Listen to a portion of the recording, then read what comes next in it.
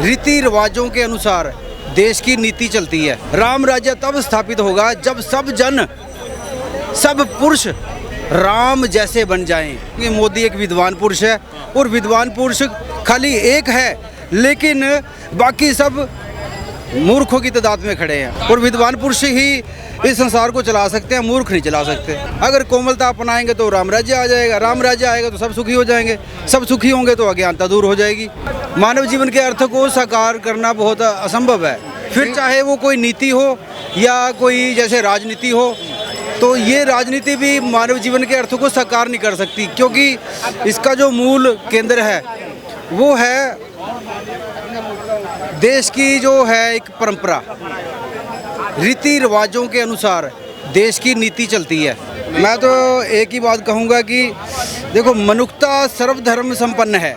अगर मनुष्यता में कोई भेदभाव करके लोगों को अज्ञानता में धकेले और मानव जीवन के अर्थ को साकार करने की बजाय वो दुविधा में डाले, तो ये कोई नीति और कोई राजनीति नहीं है। इशारा आपका मैं समझ रहा हूँ कहाँ पे है? तो इशारा तो देखो ये है कि मैं आपको सत्य बताऊं, क्योंकि देखो, अगर कोई राम राज्य चाहता है, राम राज्य कैसे स्थापित होगा, पता कैसे होगा? मैं आपको नहीं, मैं आपको मेथड बता रहा हूँ। राम राज्य तब स्थापित होगा जब सब जन, सब पुरुष राम जैसे बन जाएं। कैसे राम बनने की थ्योरी का लायक? कोमल दृष्टि, कोमल विचार, कोमल स्वभाव, कोमल वाणी वाले पुरुष ही राम है। और जब राम बहुत सारे हो जाएंगे तो राम राज्य बन जाएगा। और राम राज्य कैसा होगा? राम की जो ग्राउंडेशन, फाउंडेशन है, जो रूल रेगुलेशन थे, वो कैसे थे? वो कोमल थे। कोमल उनके विचार थे, कोमल उनका स्वभाव था, कोमल उनकी वाणी थी, कोमल उनका हृदय था, और कोमल ही उनके वाणी दृष्टि भी थी। और ऐसे कोमल पुरुष को राम कहते हैं। और अगर ये पूरे भारतवर्ष के पुरुष कोमलता को स्वीकार कर लें, अपना लें, तो ये राम राज्य आ गया। और वो दिन दूर नहीं जब राम राज्य बन जाएगा।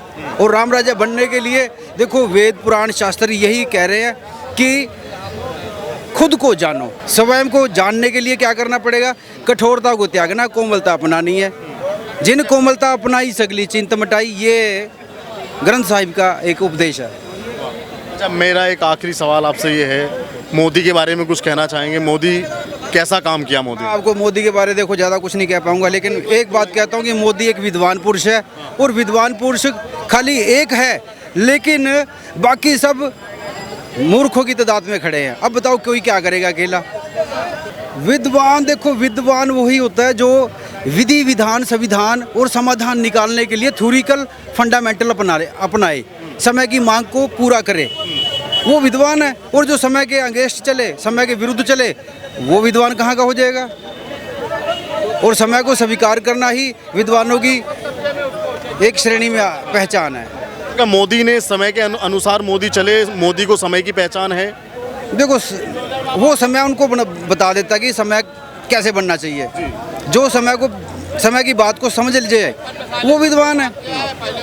और विद्वान पुरुष ही इस संसार को चला सकते हैं, मूर्ख नहीं चला सकते। सिंपल सी बात है। बस, सही बोले। बहुत से लोग कहते हैं, आप कह रहे हैं विद्वान है, बहुत से लोग कहते हैं कि मोदी अगर विद्वान, नेता की बात नहीं कर रहा हूँ मैं, उन विद्वानों की बात कर रहा हूँ जिन्होंने आज तक इस कायनात में मानव जीवन के अर्थ को साकार करने के लिए कदम उठाए हैं।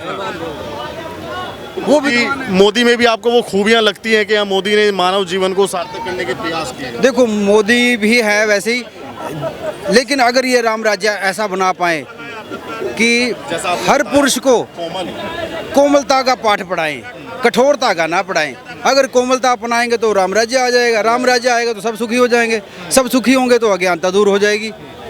मेरे अनुसार तो आप भी विद्वान ही महसूस हो रहे हैं, तो मैं आपसे ये पूछना चाहता हूँ, क्या 2024 में मोदी वापसी करेंगे कि नहीं? देखो, मानवता का जो भी भला करेगा वो आएगा।